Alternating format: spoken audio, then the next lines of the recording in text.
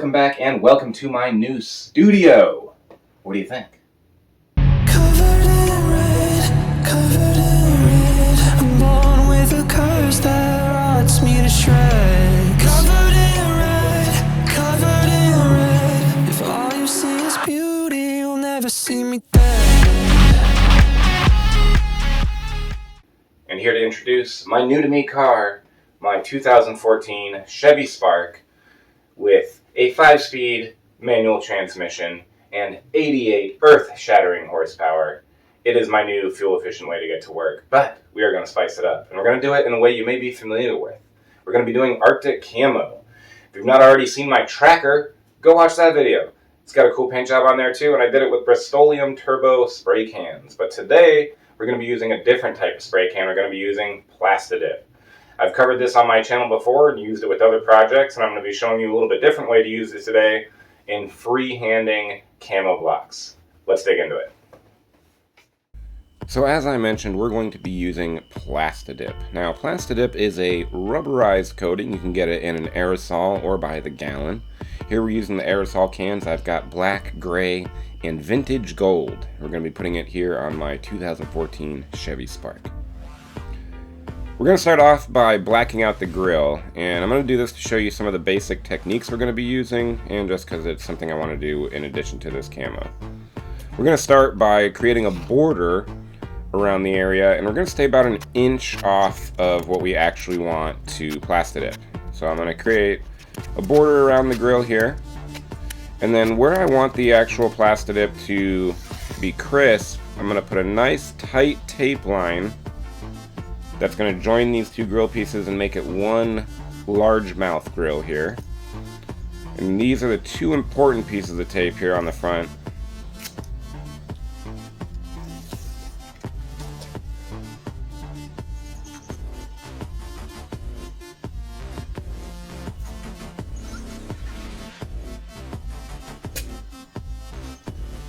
Got a double border of tape all around. We're ready to start spraying. But what about all the overspray, JD?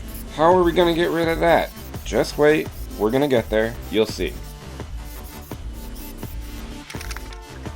We're going to start laying light coats down, build up a few light coats, and then we're going to come back over with heavier coverage coats. So just nice light and misty on these first few layers. And then we're going to come back over with some heavier coverage coats. Try to keep your wet coat consistent. Try to keep it one row right after another. And after a few wet coats and our final heavy wet coat, notice I'm keeping everything layered, keeping that wet shine carrying across the piece.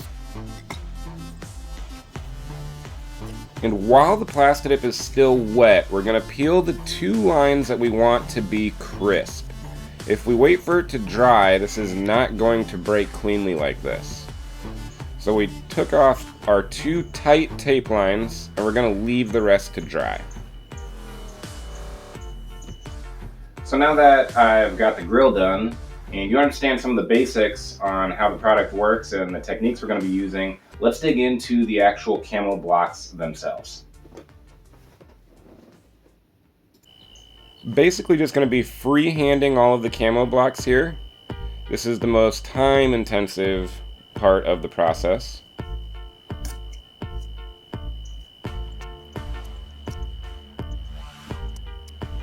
On the inside corners, like the one I just laid, try making your corners nice and tight. Tear the tape in the specific direction that will allow you to bring both edges of the tape to a nice clean point so that we don't see little notches in the final block.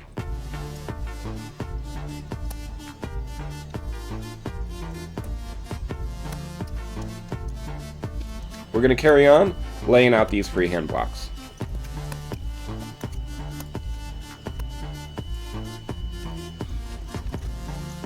Now that the grill's dried a little bit, we're going to come back and peel the rest of the tape. And since this is a peelable rubber-like product, we can just peel up the overspray from the areas where we don't want it.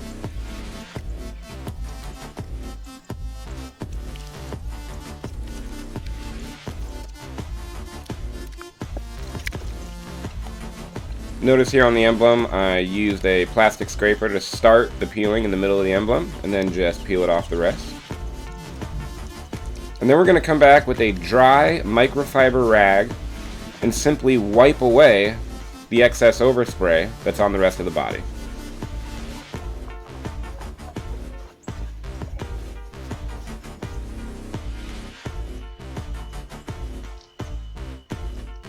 So now that you have an idea of the techniques we're going to be using, let's continue on with the camo blocks using these same techniques.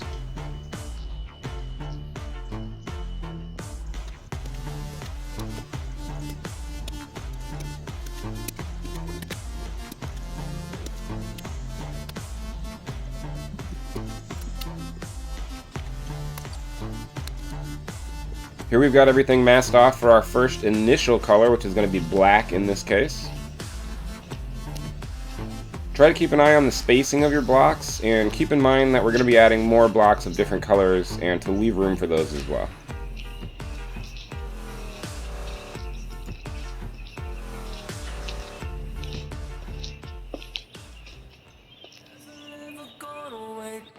Just like on the grill, we're going to start with light mist coats and then build them up progressively.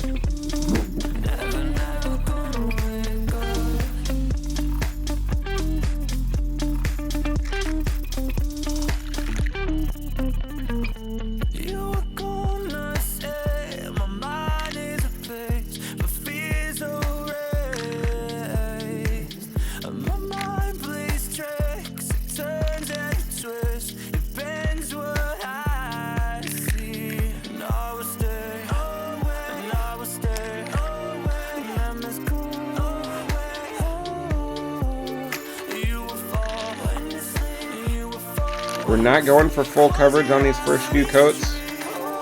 We're building up the layers here.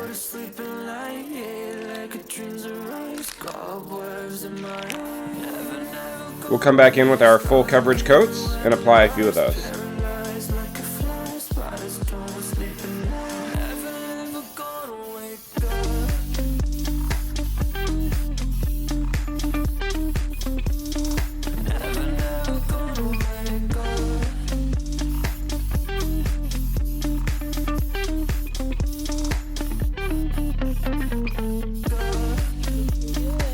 And just like on the grill, while the Plasti-Dip is still nice and wet, we've just laid that final coat down, we're going to start peeling our tape.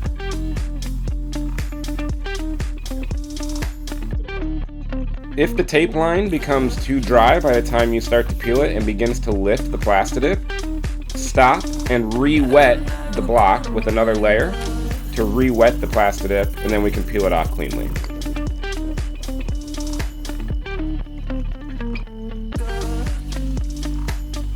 Notice we're leaving all that overspray again. We're going to use our microfiber rag and simply rub it all away.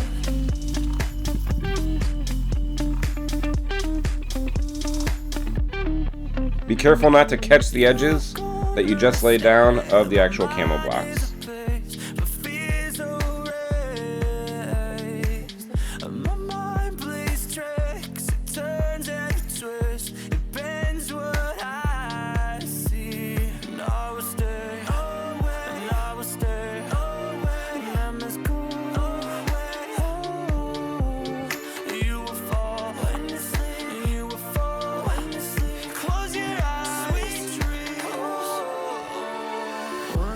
Sleep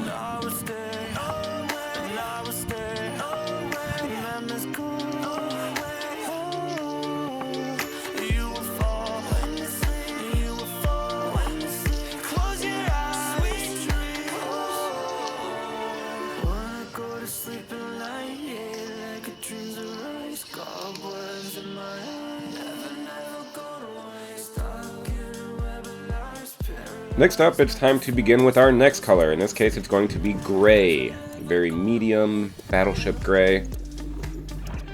We've waited for the black to dry completely, and in some cases you'll notice I'm actually going to be laying this blue painter's tape over the blocks that we just painted so that we can have a gray to black border. These are going to be the toughest areas to peel off the tape. That's why we're using low-tech blue painter's tape, so that we run the lowest risk of pulling up the existing blocks when we pull the tape off of these gray blocks.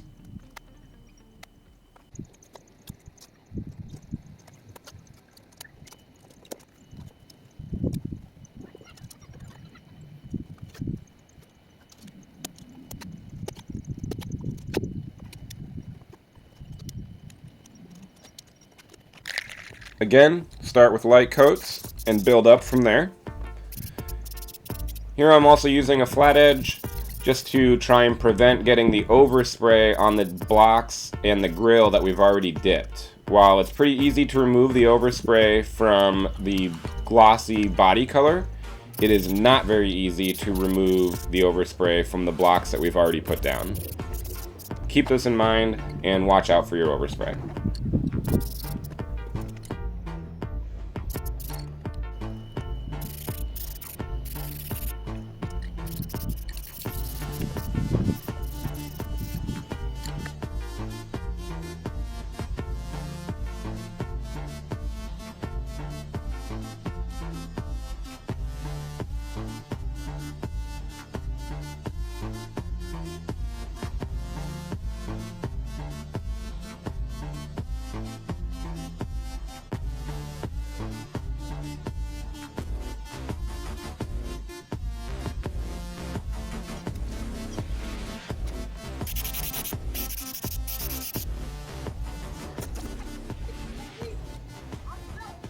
What up, young? Hey, my car, man. Hell I just showed my cousin your YouTube channel. yeah, thanks, man. Oh, it's so nice. We're getting there. We're getting there. Still got cleanup to do and everything. That's real cool. That takes a lot of damn. A little bit elbow grease, you know.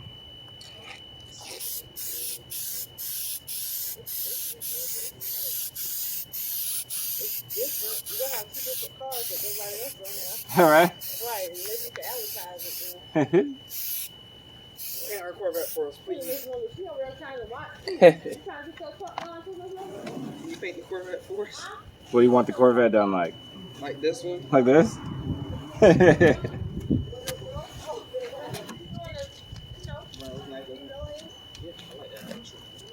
You still gonna stand it or?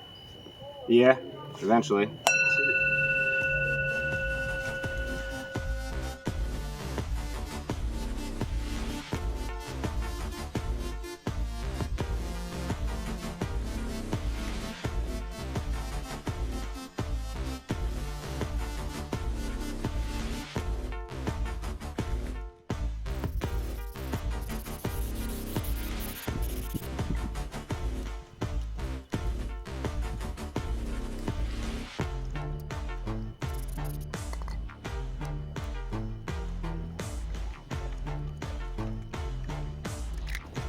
We'll come back in with our microfiber rag again and clean off all the overspray.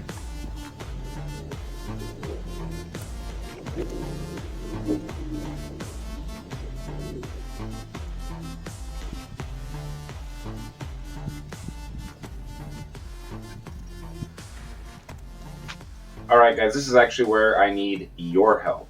So this is as far as I've gotten with the paint job so far. I've done the black and the gray camo blocks. Now, if you've seen the tracker, you know that I threw a few little lime green blocks in that as kind of an accent color. I want to use kind of the vintage, the lighter gold that's in the Chevy bow tie. I want to use that color as an accent on the Spark here. Now, what I want you to help me decide is how should I do it? I've got two methods that I'm thinking of right now. I've got the vintage gold Plasti-Dip. This is the luxury metal series. This is online order only, but you can get it fairly easily. I've used this before. This is a very close color to that vintage gold on the bow tie. Should I add some small little blocks and fill in some space with the vintage gold Plasti-Dip? Or my other idea is I have this roll of gold tape, basically. This is vinyl tape. Should I fill out a few more gray and black blocks and then border everything with this gold 1-inch tape here? So I would go around the existing blocks and make a gold border that would add the accent color and then also provide a little bit of sealing power to the edges of the Plasti-Dip so that they're less likely to lift in the future. Let me know down in the comments below which one you think would look better. Gold pinstripe around the blocks or vintage gold blocks themselves. Thanks for watching. Subscribe, and I'll catch you on the next one.